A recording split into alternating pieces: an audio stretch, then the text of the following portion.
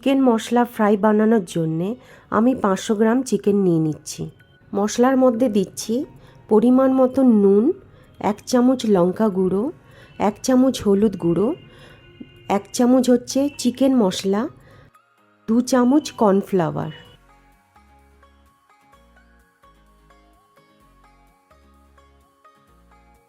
এক চামচ কাঁচা লঙ্কা বাটা, 1 চামচ আদা বাটা, 1 চামচ রসুন বাটা,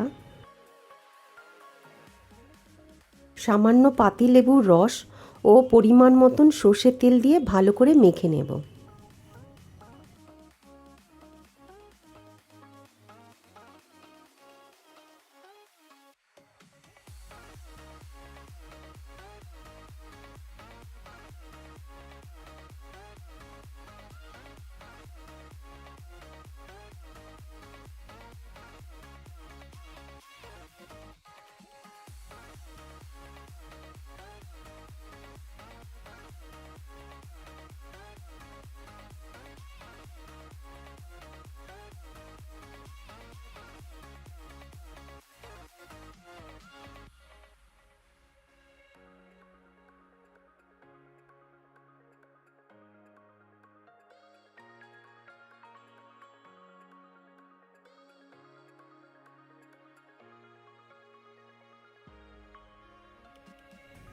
চিকেনটা ভালো করে মেখে নিয়েছি, এবারে আমি ডিপ ফ্রাই করে নেব।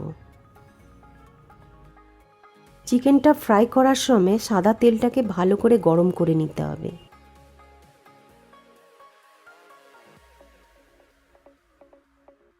চিকেনটা ভাজার সময় লো ফ্লেমে ভাজতে হবে, নাহলে চিকেনটা কাঁচা থাকবে।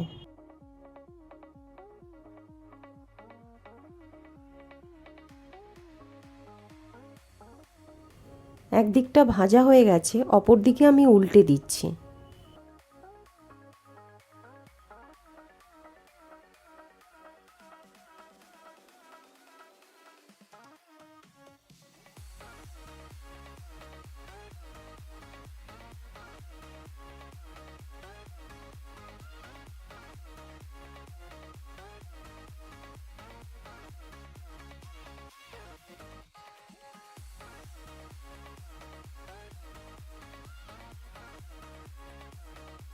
তৈরি হয়ে গেছে চিকেন মশলা ফ্রাই পরিবেশন করার জন্য।